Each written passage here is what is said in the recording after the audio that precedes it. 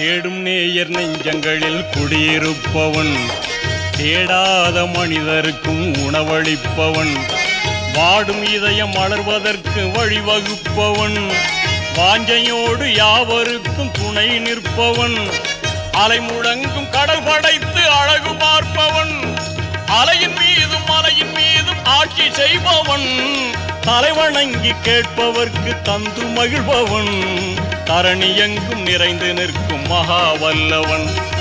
இறைவனிடம் கையேந்துங்கள், அவன் இல்லை என்று சொல்லுவதில்லை.